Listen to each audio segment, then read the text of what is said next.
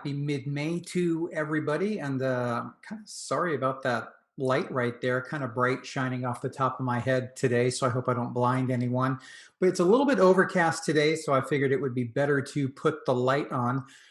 It's one of those days where it kind of makes you want to do what my dog's doing there and just take a nap. But we can't do that because we've got to provide you with the real estate market update for May 2021. And like before, it seems as though this year is just flying by. So this is Andrew with the Andrew Smith team, eXp Realty. And like I said, I'm going to go into the May monthly market report right now. I do these every single month, right around this time of the month, with the latest updates on the real estate market. So if you'd like to be updated automatically or notified automatically when those come out, please go ahead, subscribe, and click the little bell for notifications with this channel. All right, so this month I'm going to cover four main pieces. We're going to look at inventory, which also relates to supply. I'm going to look at mortgage rates. We have to take a look at home prices because those are soaring and they're making some people nervous. And then we're going to go back and look at what's going on with forbearances, as we haven't updated those since the market report last month. So I want to make sure that we get that done so that you can all see the latest on those numbers. All right, so I will share my screen here with you. All right, so inventory is the first thing that we are going to cover this month. So why I bring up this slide is it specifically relates to new construction, right? And it's interesting because when we talk about inventory and real estate supply, there's only two places it can come from, right? We can get it from resale homes or we can get it from new construction. Now, resale homes itself, those have been slow to come to market. You know, you've probably noticed that it's still kind of in that COVID dilemma, if you'd like, for use of a better word. Home sellers haven't been sure what to do. I mean, the number of homes on the market plummeted as everything got locked down because of the pandemic a year ago. And those homes have been very slow to come back onto the market, which we'll talk about a little bit later. The other area where we can get new inventory is new construction. But one thing that we've been talking about for quite a while is the fact of right now we have a major supply problem. It's the single biggest constraint. It's the single biggest, excuse me, barrier thing holding the real estate market back right now. But the inventory shortage on new construction isn't something new. We've been talking about it, or at least I have, for quite a while. Actually, I started talking about it about 10 years ago, that we're going to have an inventory shortage at some point. And let's take a look at why. It's kind of like the entire new construction industry has still been caught in a massive hangover from the crash 13 years ago, 14 years ago, depending on where you live. And new construction and housing was hit so hard that the total number of homes being built every year plummeted. And it's taken new construction a long time to catch up. And that's basically what this chart here is showing us. If you look at the single family housing units completed by decade, and you look at 2010 to 2019, how far behind are we? I mean, that's a massive deficit with regards to the amount of homes that we actually need. So that, when coupled with the fact that the resale market hasn't completely reemerged from COVID, it kind of gives you an indication of why we're seeing the bidding wars, why we're seeing the homes going off the market within just a couple of days of being listed. This is why there's virtually nothing for sale. When we turn our attention on the resale market, let's take a look at this. And I'm not even going to compare year over year numbers. There's headlines about year over year numbers right now. And to be honest with you, I think they're a little bit worthless because we know what was going on a year ago. You know, homes dropped off the market. There wasn't a whole lot going on. So it looks as though there's a lot of inventory coming back, but there's not. That's the thing. Yes, the numbers are up year over year, but when the numbers last year plummeted as low as they did, it doesn't really make a huge difference. So what I'm going to do instead is just look at two of the markets that we work in here locally, Frisco and Prosper. And let's take a look and go back to 2019, as I think that's a little bit more of a fair assessment. So in April of 2019, Frisco, Texas had 4.3 months worth of inventory, right? In April of 2021, this past month, we had zero point 0.8 months of inventory. Okay. What does that mean though? I've explained inventory and how it's calculated before, but let's put some real numbers to that. So in April of 2019 in Frisco, there were 1,163 homes for sale. Compared that to 248 last month. But in addition, look how much the population's grown. Look how many more people are moving. Look how many more home buyers there are in the marketplace than there were just 2 years ago. Now, I will say that in April of 2021, so last month, 435 new listings did come onto the market, which is the highest level of new listings we have seen since July. Okay, so July is right after the lockdowns had finished and things were going back. Definitely not back to normal, but it's showing that it's the most we've seen come on the market, in the last 9 months. So that's a step in the right direction. Prosper had a 5.5 month supply in April of 2019 and a 0.6 month supply in April of 2021. Likewise, there were 452 homes for sale in Prosper in April 2019 and 68 last month. So, like in Frisco, it's the most new listings that have been seen since July of 2020, which again isn't necessarily saying much when you look at how fast homes are selling. So, inventory again is a huge problem. Buyer demand is really high, right? So, what else is driving the market? Interest rates, okay? Mortgage rates. If you look at this going back to January, mortgage rates were trending down. They're in historically low levels. They haven't been seen. Now, we did start to see rates tick up. The idea was that if rates keep going up, and most of the analysts were expecting that rates would go to about 3.75, 3.8% later this year, it was figured that that would curtail some of the buyer demand. More inventory is supposed to come on the market, is expected to later this year, and therefore we'll start to get a little bit of a balance back.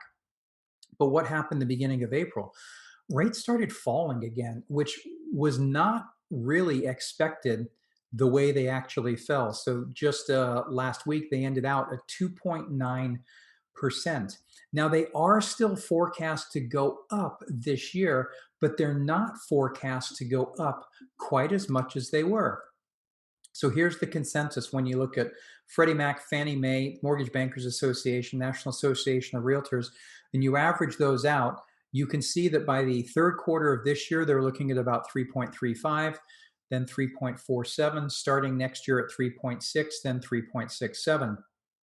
So the bottom line is mortgage rates are not going to go up as much as we had expected them to. So the increase that we are going to see, I don't think is going to be enough to throw any water on the demand that's there currently, right? Because even the Wall Street Journal just reported the consumers were more upbeat about their income prospects last month, and many appear eager to spend. The survey found that 8.9% of Americans plan to buy a home in the next 6 months, the biggest share in records going back to 1978. So let's take a step back. Look at what we have here. We have historically low mortgage rates. We have the definition of home changing and where you can live as a result of COVID, which has helped increase demand.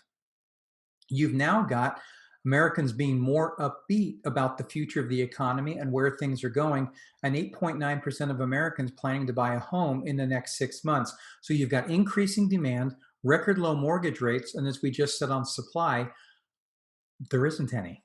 So really, really low supply.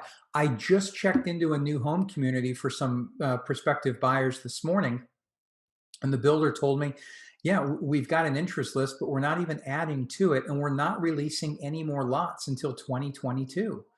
And that's not the first one I've heard that from. So as a result of high demand and low supply, what does that mean? Home prices. Home prices, as we all know, are through the roof. Okay. But what I have seen is there's increasing speculation. Oh my gosh, we're in a bubble. Oh my gosh, we're in a bubble. And we're not in a bubble. I'm not here to say that home prices can continue to soar the way they have been. That's not realistic. I understand that. And I agree with that 100%. But when you're in a bubble, it's when prices and things keep going up and the fundamentals, the normalcies, if you like, of what should be happening within the market aren't there. Okay, so when the market crashed 13 years ago, home prices were going up even though we had a lot of supply. There was also a lot of speculation in the market. It's one of those things where it just didn't make sense. Now, I know the market's crazy, and I know many of you out there saying, but this doesn't make sense, but this doesn't make sense.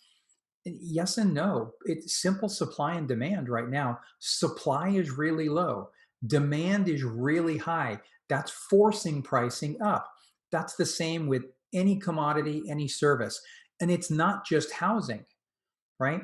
You're seeing it in many others as well. So, for instance, when we look at home prices, let's also consider that the price of lumber is up 300% from where it was a year ago, right? According to the National Association of Home Builders, it now today, depending on region, depending on area, costs anywhere between $36,000 and $43,000 more to build the exact same house than it did a year ago. Where do you think those prices are going? The builders aren't absorbing all of that. Why are they not releasing future phases? They don't know what the material costs are going to be. They have to wait and see. They've got to secure where their material costs are going to be, and then they release and they start to build. They've got to have some control over costs themselves, or they're going to be building everything at a loss. And we know that that can't happen. So when you look at this, the dynamics that are at play, they're not just affecting housing, as I mentioned. There's a semiconductor shortage that's impacting automobiles. Look at used car prices. Look at new dealers scrambling to try and get people to trade in cars so they have something to sell. Again, lumber, other materials. This is going on in many, many industries across the board. But again, the home price appreciation cannot continue at that pace, and it's not expected to. So here's an average of all of the forecasts when we look at all of 2021. And I should point out that for 2020, this is national, on average, we were up right around 10% for the year, just over between 10 and 11, depending on which survey you looked at. So you can see for this year, the average for all of them is about 6.8%. So it is expected to taper. But if you're sitting on the sidelines thinking prices are going to go down 3, 4, 5% in the next 12 to 24 months, unless something we don't know about hits us, they're not. It just, the basic laws of economics are at play here. So with that in mind, let's take a look at forbearances for just a minute, because there was a lot of speculation a year ago that the number of forbearances that were entered into as a result of the economic shutdown was going to lead to a massive wave of foreclosures, and that would drag housing down like it did before. And that simply hasn't happened. In fact, in the last 2 months alone, an additional 400,000 mortgages have come out of forbearance. And we should keep in mind that at the height of this, you go back to about last July, the number of homes in forbearance was 5.8, 5.9 million, right? There's now 2.31 million in forbearance. So over 50% of the homes that were in forbearance are no longer in forbearance, right? 2.31 million is still a large number. But let's just consider for a moment, just a few weeks ago, the Wall Street Journal said we need about 8 million more homes to come on the market to solve the supply problem. At the height of this crisis, there was about 5.9 million homes in forbearance. So even all of them aren't enough to solve the inventory problem, according to the Wall Street Journal numbers. Okay, but of the homes that have come out of forbearance, what actually happened to them? Well, here we go. So, of all of the homes that have come out of forbearance, and these numbers were updated April 18th, if you'd like to see how these compare to others, if you go back and view some of my previous market reports, I'll have those. But 47.3% were paid in full. Over a quarter of the homes didn't need forbearance at all. They thought they might and applied for it, but actually continued making their payments. Right? So 47.3% were paid in full. An additional 36.5% of those homes, or of the homes that were in forbearance, have worked out a repayment plan. 1.6% have gone to short sale or deed and lose.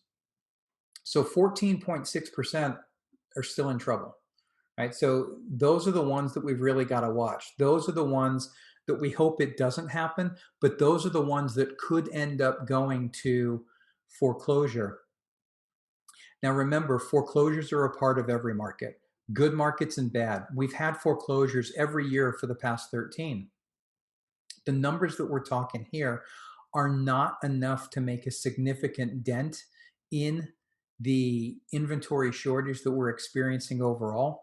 So don't expect that we're suddenly going to see a big correction based on forbearances and foreclosures. It's just, I don't see it happening. The numbers just don't support that. So again, those are the four areas I wanted to hit this month. Again, stay tuned every week. I kind of update different sections of this as we go along. Nobody knows for sure exactly what is going to happen, but all I'm trying to do here is take the actual numbers, the actual information, relay that information to you so that you can make the best decision for you and your family, which is ultimately the only thing that matters. If you have any questions whatsoever in the meantime, please feel free to reach out. I'm always happy to help answer and help any way that I can.